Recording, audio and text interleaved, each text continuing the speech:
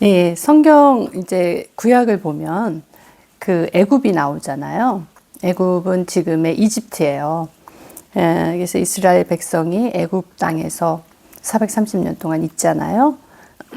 그 애굽이라는 것은 예표예요. 그러니까 그 애굽이라는 땅도 있지만 영적으로 애굽이라는 그 말의 그 의미를 보면 그 육적인 삶의 누림을 예표하는 거예요. 그러니까 육의 누림이 가득한 세상, 그것을 예표하는 거예요.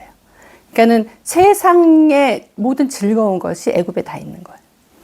그래서 왜 이집트 하면 나일강이 유명하잖아요. 나일강 하면은 풍요, 다산 뭐 이런 걸로 해가지고 많이 나오잖아요. 근데 그러니까 세상적인 풍요, 세상적인 그 다산 이런 것들을 예표하는 거예요. 그러니까 육적으로 내가 누리는 거, 그것을 애굽에서. 그러니까 그러니까 육이라는 것이 무엇일까요? 아까 조금 전에도 목사님이 영적인 거, 육적인 거 얘기를 하셨는데 영적인 거는 뭐고 육적인 거는 뭐냐 이거예요. 그러니까 그 정의를 한번 내려보면 하나님을 떠난 인간의 그 죄된 본성, 타락된 본성, 그리고 하나님을 대적하는 그런 본성, 성향, 이런 것들, 그리고 타락한 본성에 의해서 자기 중심적으로 살려고 하는 거. 하나님을 대적하면서 하나님 중심이 아니라 자기 중심으로 자기의 원하는 그 욕망대로 그런 삶. 그래서 이런 왜곡된 본성이죠. 하나님을 대적하면서 하나님으로부터 나왔는데 하나님을 대적하는. 그러니까 그것이 왜 대적하게 됐냐? 인간이 연약하잖아요. 연약한 몸이잖아, 인간이. 그러니까는 연약한 몸으로, 그리고 죄로 인해서 타락된, 왜곡된 본성으로 인해서 하나님을 자꾸 대적하는 거거든요. 그러니까 이게 육적인 그 성향이에요. 육적인 사람이에요. 그래서 육적이다 그러면은 하나님이 없는 삶. 그죠? 하나님이 없이 자기 욕망에 의해서 그 죄성을 따라서 사는 삶. 그래서 육적이다. 그런 생각을 해요. 그래서 로마서 8장 6절에 보면 그런 말씀이 있어요. 육신의 생각은 사망이고 영의 생각은 생명과 평안이다. 이게 분명히 나뉘어지죠. 오늘 그 출애굽기 1장 12절에 보면 이런 말씀이 있습니다.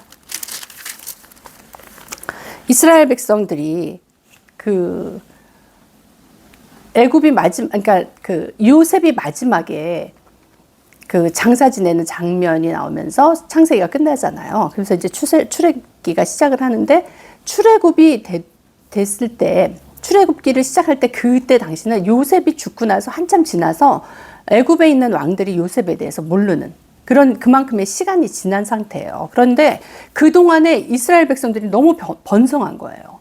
숫자가 너무 많이 늘어난 거야. 그러니까 그 이집트 왕 바로가 무슨 생각을 하냐면 얘네들이 수가 너무 많아져서 우리보다 강성해지면 우리를 대적하겠다. 그런 생각을 하는 거예요. 그러니까 이스라엘 백성들을 막 탄압하기 시작하는 거야. 억압하기 시작하는 거야.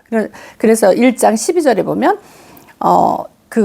그렇게 그 이스라엘 백성들이 많이 늘어나서 그들을 압박하고 그들을 막 압제하려고 이렇게 그들에게 많이 푸시를 하는데, 그러나 학대를 받을수록 더욱 번식하고 학대를 받을수록 더욱 번성한다는 거예요.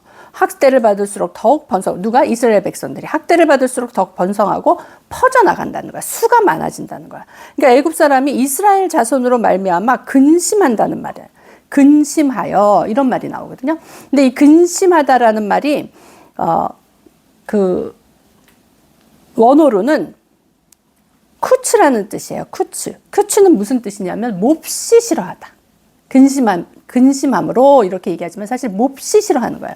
이스라엘 백성들이 이집트에서 그 수를 막 늘려가면서 번성하면서 막 퍼져나가는 것을 너무 싫어하는 거야. 너무 싫어하고 소름 끼치게 싫어한다는 뜻이래요.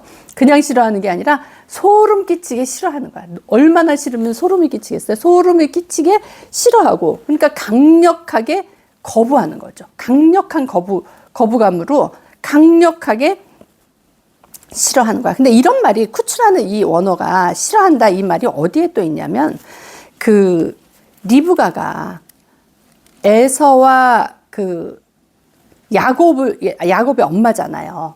이삭의 아내 리브가가. 근데 리브가가 그 에서가 햇사람 딸들을 인하여서 그 나의 생명을 싫어하거늘 이런 말이 있어요. 나의 생명을 몹시 싫어하는 거야.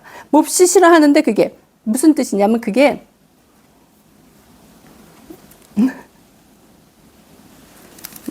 그게 뭐냐면 몹시 싫어한다는 게 이게 쿠츠라는 뜻이야. 몹시 싫어하다. 소름 끼치게 싫어하다. 근데 에서가 아내를 맞아서 그 햇사람의 아내를 맞아서 사는데 그들의 생활 방식, 그들의 행동, 그들의 어떠한 마인드, 뭐 이런 것들이 안 맞는 거예요. 그들하고 안 맞아. 안 맞으니까 너무 싫은 거야. 너무 싫은데 그게 어떻게 싫냐면 이 존재 자체가 안 맞으니까 서로 섞이지를 못하는 거예요. 하나님의 속성과 그 육의 속성이 서로 섞일 수가 없는 거야. 여기서도 구치라는 그 싫어한다라는 말이 나오는데 또 어디에 나오냐면 그 레위기에 보면 레위기 20장 23절에 보면 이런 말이에요. 너희는 너희 앞에서 쫓아내는 족속의 풍속을 쫓지 말라. 레위기니까 이스라엘 백성들에게 하는 얘기예요. 그러니까 이스라엘 백성들이 이방인의 풍속을 쫓을까 봐 얘기하는 거야. 그러니까 그들이 이 모든 일을 행함으로 내가 그들을 가증히 여기노라. 하나님의 말씀을 따르지 않고 자기 방식대로 이방인의 생활 풍속대로 살아가는 것을 가증히 여긴다. 근데 이 가증하다, 가증히 여긴다는 이 말 자체가 쿠츠예요. 그래서 그것도 몹시 싫어하다. 소름 끼치게 싫어하다. 그러니까 안 맞는 거야. 안 되는 거야. 그러니까 우리가 이제 세상을 살다 보면 요즘은 특히나 그 얼마나 이제 핍박들을 해요. 기독교에 대해서 핍박하고 세상이 좀 그렇게들 가잖아요. 막 그럴 때 참 속상해요. 마음적으로 우리의 그 진심의 그런 것들을 모르고 그리고 진리를 모르고 그렇게 하나님을 대적하고 무슨 뭐 굉장히 안 좋은 말로 막 핍박을 하고 막 이러잖아요. 듣는 입장에서는 되게 우리는 그냥 그렇게 취급당하는 게 싫지만은 그거를 하는 사람들은 진짜 소름 끼치게 싫은 거야. 그게 뭐예요? 정체성이 다른 거예요. 그 안에 들어있는 색깔이 다른 거야. 그리고 그 영이 다른 거예요. 영이 다르니까 하나님을 대적하니까 소름 끼치게 싫게 느끼는 거예요. 그래서 무슨 말만 하면 어저께 조혜련 씨가 그 어느 나와가지고 이제 간증하는 거를 잠깐 봤어요. 쇼츠로 뭐 뜨는 거를 잠깐 봤는데 그 엄마가 무슨 그 다른 종교를 믿었었잖아요. 맨날 집에서 뭐 절하고 막 이러는 거를 그런 거 하면서 그때 진짜 소름 끼치게 그 엄마가 기독교를 싫어했던 거야. 그래서 말도 꺼내지 말라고 막 그랬던 장면들이 나오더라고요. 그러니까 진짜 하나님을 모르고 하나님의 영에 대해서 거부하고 대적하는 사람들은 진짜 그게 소름 끼치게 싫은 거예요. 근데 리브가도 그 에서의 아내들이 이방 아내들이 와가지고 하는 그런 거를 보면서 리브가도 소름 끼치게 싫다. 그 말이 나와요. 쿠츠. 그래서 참 이게 이제 세상에 어떤 벌어지는 일들을 우리가 의아하다 이렇게 생각할 필요가 없는 거예요. 어떻게 보면은 영과 육은 다를 수밖에 없고 육은 육이요 영은 영이에요. 그래서 우리가 이 안에서 우리의 정체성을 바로 잡고 정말 하나님이 원하시는 것이 무엇이고 하나님을 쫓아 사는 삶, 영을 쫓아 사는 삶이 무엇인지를 확실하게 알고 또 우리가 그것에 대한 정체성을 확실히 갖고 그 안에서 사는 것이 중요한 거지. 이 땅에서 정말 조금만 뭐 하면 휙 휩쓸리게 돼 있거든요. 이 땅이라는 건, 이 세상이라는 건 세상 임금이라 그랬어요. 요한복음에 보면 그 얘기 나올 때 세상 임금이 쫓겨나리니 그런 말이 나오잖아요. 세상 임금이 말하자면 이집트 왕 바로예요. 애굽 왕 바로예요. 그러니까 예표적인 거죠. 그러니까 이 세상을 육적으로 풍족하고 자기 중심적으로 내 욕망에 따라서 사는 이것을 좋아하고 그렇게 해서 성공한 거를 성공했다고 말하는 이 땅에서 사는 우리가 어떠한 정체성으로 살아야 되는가? 이 땅은 그런 거예요. 세상 임금이 다스리는 땅이야. 그렇지만 그 세상 임금이 이제 쫓겨날 거라고. 예수님이 오시면서 세상 임금이 쫓겨날 거라고 말씀하시잖아요. 우리는 사실 몸의 구속을 소망하고 살죠. 이 땅에서. 몸의 구속을 그러니까 구원에는 이제 세 단계, 구속에 이제 세 단계, 단계가 있다고 하면 처음에는 우리의 영을 구원받죠. 칭의. 우리가 영으로 하나님의 그 예수 그리스도의 그 구속의 그 결과로 우리는 이제 죄에서 구원을 받았잖아요. 죄에서 해방이 됐어. 그렇지만 그 다음에는 어떤 것이냐면 죄의 권세에서 또 해방이 돼야 되는 거예요. 단지 영의 해방, 영이 죄로부터 해방됐다는 거기에서 그치는 것이 아니라 죄의 권세에서부터 또 해방이 돼야 되는 거죠. 우리가 하나님을 믿으면서도 자꾸 이제 어떤 죄에 빠지고 그런 육적인 그런 속성, 그런 거에 묶여가지고 하나님을 온전히 쫓지 못할 때가 있어요. 근데 그리스도는 어떻게 하셨냐면 우리에게 그것을 온전하게 그것을 이루셨다고 말씀하셨거든요. 근데 그 죄의 그 권세에서 내가 벗어나지 못하고 그 생각과 그 속성과 그 습관에서 벗어나지 못하고 우리가 그렇게 끌려갈 때가 있거든요. 그러니까 이 두 번째 단계는 이 죄의 권세에서 우리가 해방이 돼야 되는 거예요. 그러니까 그것을 이제 신학적으로는 성화라고 얘기를 하잖아요. 그러니까 우리가 이 죄의 권세에서 벗어나는 이것조차도 주님이 이루셨는데 그것을 내가 마음으로 느껴야 되는 거예요. 제가 이제 그런 생각이 들더라고요. 제가 한 일주일 동안 굉장히 마음이 좀 약간 우울했어요. 되게 마음이 좀 무겁고 우울해가지고 이게 왜 그러나. 그래서 저는 이제 그게 내 마음이거니 생각을 했었어요. 그래서 그냥 어떻게 할 생각도 못하고 이걸 어떻게 해야 되나 하고 이렇게 하고 있는데 갑자기 하나님이 나에게 주시는 마음이 그 어떠한 사람의 그 영향을 제가 느끼는 거예요. 어떠한 사람의 영향, 그가 갖고 있는 그 어떻게 보면은 그 속성? 이런 것들이 그런 것들을 제가 느끼는 거예요. 그러니까 앞으로 이제 다음 주에 일어날 일들에 대해서 어떠한 그런 것들을 생각을 하면서 제가 이제 그런 생각이 들은 거예요. 그러니까 그러한 사람의 그 우울감을 내가 먼저 느끼는 거예요. 옆에 있는 것도 아닌데. 내가 그 사람을 생각만 해도 그 사람에 대한 우울감을 먼저 느끼는 거야. 근데 내가 이거를 깨닫고, 거기서 온 거구나. 이게 내게 아니구나. 내게 아니고 그 마음을 내가 감지해서 그러는구나. 이렇게 생각을 하고 딱 대적을 하니까 그 마음이 싹 떠나는 거예요.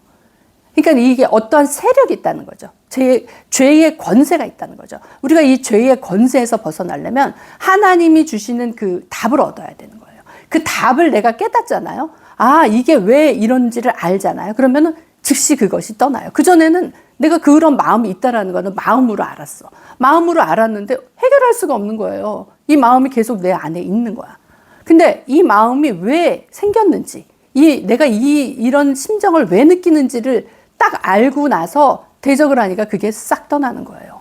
그러니까 말하자면 이런 거예요. 죄의 권세에서 우리가 어떻게 해방이 되려면, 완전히 해방이 되려면 주님의 구속의 역사에 그분이 이루신 것을 내가 온전히 받아들이려면 왜 그런지를 알아야 된다는 거지. 그러니까 우리도 살다 보면은 본의 아니게 하나님의 뜻에 어긋나는 행동들을 하잖아요. 그리고 그런 삶을 살아요. 그렇지만 주님이 일단 이뤄놓으신 거야. 모든 것을 이뤄놓아요. 우리는 하나님 나라 안에 들어와 있어요. 하나님의 백성이야. 비록 이집트 안에서 살고 있어도, 비록 애굽 안에 살고 있어도, 그 애굽의 왕이 바로였어도 우리는 하나님에게 속한 사람인 거예요. 하나님 앞에 속한 사람이기 때문에 하나님의 그 계획과 인도 안에서 살아가는 거거든요. 몸은 애굽에 있다 할지라도 그분의 인도 안에 살아가는 거예요. 우리가 그렇기 때문에 하나님이 이 백성들을 위해서 모세를 준비하시잖아요. 요 바로 다음 장에 모세의 탄생에 대해서 이제 나오거든요. 2장에서. 그러니까 모세를 준비하는 거야. 하나님의 선지자, 하나님의 종을 준비하는 거야. 아모스 3장 7절인가 보면은 하나님이 하실 행동을 당신의 종에게 말하지 않고 그냥 혼자서 행하시는 법이 없다는 말이 나와요. 그럼 왜 그래요? 그 백성들에게 알려주시는 거예요. 하나님이 어떤 일을 행하실 거라는 거. 그 계획을 알려주시고 하나님의 뜻을 알려주시는 거예요. 먼저 알려주시고 하는 거예요. 모세를 통해서 이제 그 일을 행하시려고 모세를 준비하시는 하나님이에요. 이들이 애굽에 산다고 하더라도 이들을 모른 척한 게 아니라 이들이 애굽에 살아서 비록 그 바로의 폭정에 14절에 보면 그런 게 나와요. 고역으로 되게 힘든 그 일을 힘들게 주는 거야, 이제는.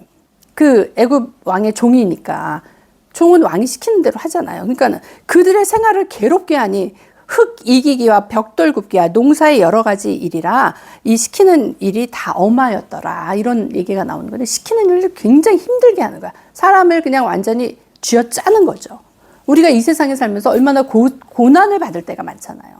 몸으로 고난 받을 때도 있고, 나의 약함으로 고난 받을 때도 있고, 재정으로, 관계로, 뭐 마음고생, 몸고생, 뭐 이런 거를 통해서 막 나를 쥐어짜는 거야. 근데 하나님은 그 가운데서도 하나님의 일을 하고 계신다는 거예요. 그들을 번성시키고 그들을 땅에서 수가 많게 해가지고 이스라엘 민족을 이루시는 그 일을 지금 하고 계신 거잖아요. 그런 압제가 많아지고 더 심해지고 그러니까 그들이 그 안에서 더 결속이 됐겠죠. 물론 그 고난으로 인해서 불만도 막 많아. 불만도 많고, 우리를 더 이렇게 힘들게 살게 하는 거에 대한 하나님에 대한 원망이 없잖아 있었겠지. 그건 육에 속한 속성 때문에 그런 거죠. 그렇지만 그들은 택하신 선민이 하나님이 택하신 자들인 거예요. 우린 거예요. 우리가 하나님이 택하신 자들이잖아요. 우리가 하나님의 택하신 자들로서의 하나님의 계획대로, 하나님의 뜻대로 우리의 인생을 통해서 뭔가를 이루어 가시는데, 우리의 몸이 고달프고 그러니까 이게 불평불만이 나오는 거죠. 그렇지만 더 깊은 것을 보면 그런 고난을 통해서 하나님은 뭔가를 이루어 가신다는 거야. 그 고난 속에 있는 백성들에게 뭔가를 행하고 계신다는 거예요. 모세를 준비시키시고 이들을 애굽을 탈출시킬 그 계획을 세우시고 그 장대한 여정을 지금 시작을 하고 계신 거잖아요. 우리 인생도 마찬가지인 게, 살다 보면은 진짜 이렇게 계속 살아야 되나? 왜 뭐 이렇게 힘든가? 어저께 본 유튜브에서 그 조혜린 씨 엄마가 하나님을 믿는 사람들 보면 가난하고 뭐 이래가지고 싫었었다는 거야. 근데 미국에 가서 이렇게 보니까 너무 믿는 사람들이 잘 살더래요. 굉장히 잘 살더래. 그런 모습을 봤나 봐. 그러니까 이 육적인 속성을 갖고 있는 사람의 눈으로는 하나님 믿어도 잘 사네? 그러니까 벌써 여기서 이제 마음 문이 열리는 거야. 그 마음 문이. 그러니까 우리가 믿는 사람들이 잘 살아야 돼, 사실.